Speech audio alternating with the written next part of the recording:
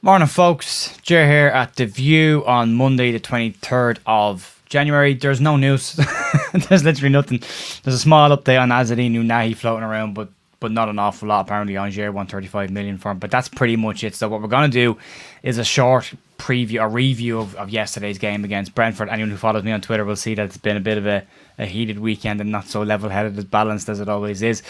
Some of the stuff just gets to me at times, and I react as everyone does. But we'll talk about this and we'll get into it. And I'm going to be very honest about this.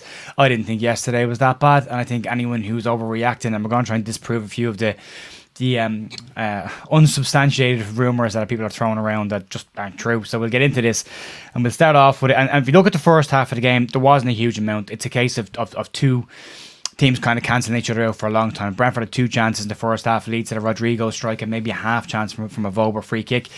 But nothing really clear cut. Very much a game of two teams cancelling themselves out. You've got to remember a couple of things in this situation as well. Brentford are unbeaten in 7. They've scored 10 goals and conceded 5 in that period of time. So they've scored goals and not conceding as many. So they're considered a form team. They're 8th in the Premier League. They're very well coached, very well organised, and work very well as a unit. Also taking the context about improvements, Leeds conceded 5 away from Brentford. And for those who say that's our benchmark now, yeah, it is. Because you conceded 5 to Brentford last time. So obviously that's the benchmark. That's the first thing. It not a great game in the first half. We didn't create enough. We didn't get the ball into Rodrigo enough. I think a comment made by the commentator was Rodrigo's not in the game, not affecting the game as a number 9, as a out-and-out number 9 who's staying central. You've got to get the ball to him, and we just didn't do it in the first half. But at the same time, we kept Ivan Toney to pretty much speculative efforts from way out on the left, trying to catch a goalkeeper out who was pretty much in the middle of his goal. Very, very, very small amounts. I thought from a defensive perspective, it's the best Robin Koch has looked, especially in the first half. He defended really well from crosses to the back post, cleared them well. That's been a problem area for us at the back post. He did his job, did it pretty well. And I thought Max Forward makes a huge difference. If you watch the extended highlights if you want, but go and watch the full game if you can. And try and single out Verber as much as you can and watch the amount of talking that he does during the game. His organisation is excellent. And also now add into the fact that he's 90 minutes under his belt. He had a better part of 60 minutes under his belt against Cardiff before he went off injured. And then the 2 substitute appearances that he made before that. Leeds haven't conceded a goal while Verber's been on the pitch. And I've been saying it for most of this season. We need to start building from the back and getting better defenders in place. Unfortunately, now Robin Koch is is suspended for the Forest game. The irony being, if he'd gotten past yesterday's game without a yellow card, the slate was wiped clean and he would have been back to 0. So it's unfortunate, but you're hoping Cooper will be able to come back in there beside Verber. They could be a good partnership. I mean, it could actually be the stuff that Cooper needs. You know, the bits where Cooper gets exposed 1v1. Maybe with a better organisation in there with a player beside him like Verber. Maybe we get to see the best out of Cooper. We get to see his passing range and we get to see his aerial ability more so than getting exposed because we're out of position. So better defenders make better decisions. I've always said better players make better decisions and make less mistakes, and that's a huge part of it. If you look at the overall game, Leeds had, shots. 2 Rodrigo, 2 shots from the edge of the box. Nantos had 1 from the edge of the box and 1 from inside the box. And Aronson's had a shot as well. And Brendan Aronson's still getting stick from a certain brigade. And it's starting to creep its head up again. It really is starting to, lean on boring at this point, listening to it. I thought Brendan Aronson had an excellent first half. The free kick we get on the edge of the box for Verber's free kick is the free kick won by Brendan Aronson. He won loads of free kicks in the first half. Not as involved in the game as normal, but he's playing out on that right hand side area. And again, we didn't get the ball to our attackers enough. Willie Gnonto wasn't involved in the game in the first half. Some of it is player issue. Like some of it is just decision making in moments. And if you look at it, people saying Leeds didn't play with wit. They did. They did, and there's some examples here on screen you can have a look at us not playing with width, apparently. Leeds played with enough width at times, and they played narrow at times as well. They played both. It's a mixed attack, you've got to do both. What Brentford did really well in the second half was playing a low block. A low block is a very effective, very well used, and is still used by a lot of coaches because it works against teams that attack in numbers. And it worked really well yesterday. In fact, I thought it's the best Leeds have looked against the low block this season. Everton played it earlier on the season. We just couldn't get around the back of them. We still managed to get some strikes on target.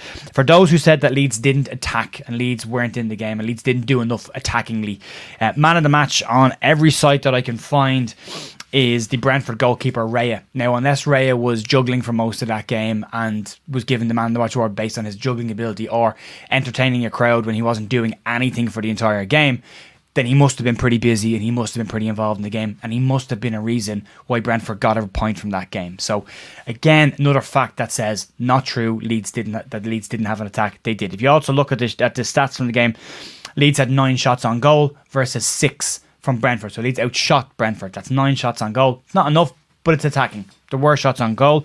If you look at it from a possession perspective, Leeds at 59% of the possession. The bulk of that in the second half was in Brentford's half. From a passing perspective, Leeds outpassed Brentford by nearly 150 passes, or just over it. 501 passes to Leeds, 346 to Brentford. And then if you look from a passing accuracy perspective, Leeds at 73%, which is a bit low. 80% is a good metric for that. Brentford 64%, so Leeds force more problems. And from a crossing perspective, so we didn't have any width. Leeds had 15 crosses versus Brentford's 13. So Leeds outcrossed Brentford as well from wide areas. So there we go. From a facts perspective, Leeds had the better of that game. They dominated possession of that game. They dominated the ball and they created some chances. Not enough, but some. The big thing for me is it's a massive improvement on where we've been. Defensively, I think I said before, when we played against Newcastle, we showed that if we sit in and dig in and, defend our goal in bulk, we can keep a clean sheet, but we don't create anything going forward. We did nothing against Newcastle going forward. This was a very different game. We managed to defend pretty well, clear our lines when we had to. 1 or 2 little shaky moments, but far less than normal. And we still managed to create some chances and have more possession in the team and outshoot a team and outcross a team. So Brentford are one of the form teams in the league. They haven't lost a game in 7. They're 8th in the table. And anyone who thinks that we have a divine right to get 3 points just because we're at home want to get their head out of the sand and actually start looking at football from an objective perspective, because it's not true. You've got to work for it. You've got to battle for it. They're a good side, but a good manager, and they're very well organised. And it's not a bad point considering how that game went. So I would be happy enough with that. It's progress. It's big progress. What we need to see now against Forest is turn that into a win. That's a must-win game for us. Brentford, I wouldn't have seen it as must-win, must not lose. Yeah, needs to get a win against Forest. If he doesn't get a win against Forest, Jesse's in trouble. Saying all season, he needs to keep winning games or getting points and not losing. He needs to go on a run without a defeat, and without that, he's in trouble. So Forest is the next one. Frank Lampard's been sacked apparently just now by according to Sky Sports. Everton have sacked Frank Lampard, so there's more pressure on the managers who haven't been sacked yet, and Jesse's one of them. So he needs to be mindful of that and keep us moving in the right direction. You look at the changes yesterday, bringing Sinisterra and Bamford off the bench. That's a fantastic situation to be in as well. I mean, you've got a team starting out that you're pretty happy with Nunto on one side and Aronson on the other side and Jack Harrison at 10. I'm going to balance my comments on Jack Harrison. I've been critical of Jack Harrison at points this season, and I'm critical of bits of what he did yesterday. I like Jack Harrison the 10. I thought he looked good in there. I thought against Cardiff we saw his passing range from in the 10. He has that opportunity, that skill level to open a lock and unlock a door. And the only issue for me yesterday was when Jackie did get space in the middle, he took too long to release the ball. He took too many touches, or he overcarried it, and just decision making wasn't great from him yesterday. But I don't think he had a bad game. I thought he was really, really good yesterday. I thought he looked like he could create something. He looked like he could get a shot away at points. So I've no issue with Jackie at all yesterday. I'd like him to release the ball a little bit quicker when players are running outside him. There was plenty of chances where Rodrigo was overlapping or Nonto was overlapping. In the second half, Sinisterra was overlapping. Just didn't release the ball quick enough out to those players to get the balls into the box then. So little small things he needs to work on, but I think Jackie's not going to keep the pace that he has for his career. Looking at him in a different role as a 10, I think it's a good shout. I like him in there. I know he doesn't like to be in there. He likes to drift back out wide, but I like him in there. I think he does a good job for us in there. The other side, the way I look at this game is football isn't just about attack versus attack and who can outscore the other team. Sometimes it's not about us. Sometimes it's not about what we did in the game. Sometimes it's about what the opposition did. And if we take how we look at football, and we always look at football from a Leeds perspective, what Leeds did well or what Leeds didn't do well, you've got to look at the opposition as well and what they did well and what they didn't do well. From the opposition's perspective, Brentford defended incredibly well in that game, and it was a case of a Leeds attack versus the Brentford defence. The Brentford defence won that outcome. That was all that was. It's a really good defence, and you could argue that Leeds defended really well from this, so that they had to deal with as well. And it was a case of two defences playing well and doing their jobs yesterday and just cancelled each other out. And I'm okay with that. That it shows progress from Leeds, where our frailties have been at the back. We look much more secure, and that's a massive positive. That's a big thing for me going forward. So the way I look at it, I think it's a big step forward. I think the last 3 performances have been really good. It's 3 back-to-back performances. My head is not in the sand. I'm very aware. I've criticised Jesse at times this year. I've been positive about Jesse at times this year, and I've always said I want Leeds to do well. I'm not going to hop on Twitter and moan and whinge and complain about stuff that's just not real. The facts are the facts. It doesn't matter if you were in the ground or not in the ground. Look at the facts. Watch the game back. Watch the game. I actually quite enjoyed large portions of that game, and I actually thought Leeds would nick it at some point. I thought towards the end of the game Leeds would get the goal they were looking for. So, for me, not that bad. Not a bad day. I was pretty happy watching the game. I was pretty relaxed watching the game, which was nice for a change to not be, screaming at TV and worried sick about what's going to happen at the back. It was pretty relaxed and pretty chill. But it moves on. It moves on, and the Nottingham Forest game in the next league match is a hugely important game for Leeds now to get 3 points. And there's a possibility of opening. The bottom 3 teams are poor. It's an opportunity to pull them away if we can start put a couple of results together. And then you've got Scum to come in the league as well, and the FA Cup possibly as well. But I don't think they're not beatable the way we play.